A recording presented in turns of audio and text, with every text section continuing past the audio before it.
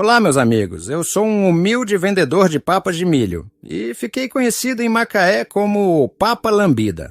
Nas ruas da cidade, quando menos se esperava, eu surgia tocando a minha campainha.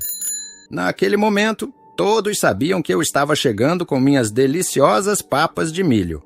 Os mais gulosos logo corriam para comprar minhas papas. Os mais medrosos corriam para se esconder. Isso acontecia por conta da minha aparência um pouco estranha e pelas mães, que viviam dizendo para as crianças: "Deixa de bagunça, vou falar para o Papa Lambida te levar." Pois é, meus amigos. A minha aparência era considerada por muitos horrível e assustadora. E as mães aproveitavam isso para ameaçar as crianças quando elas faziam alguma coisa de errado. Mas não foi por isso que eu fiquei famoso. Acontece que eu morava com minha esposa em uma casa bem humilde e o nosso sustento vinha de fazer deliciosas papas de milho para vender no centro de Macaé.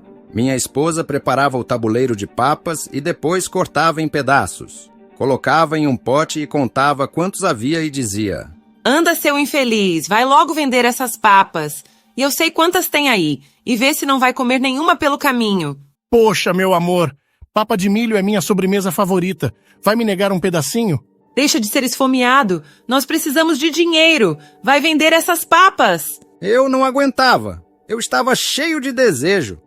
Papa de milho era meu doce favorito.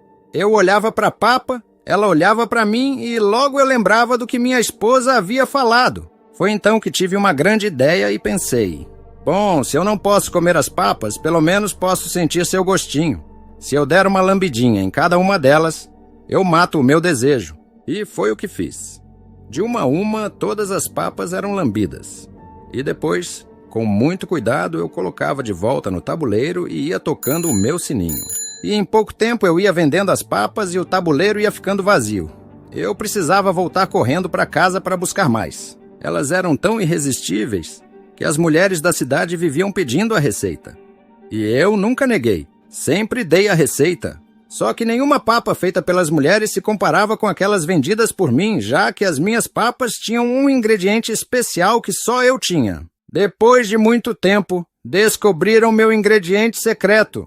Mas as pessoas já estavam tão apaixonadas que ninguém conseguia resistir a uma deliciosa papa lambida. Eu fico por aqui.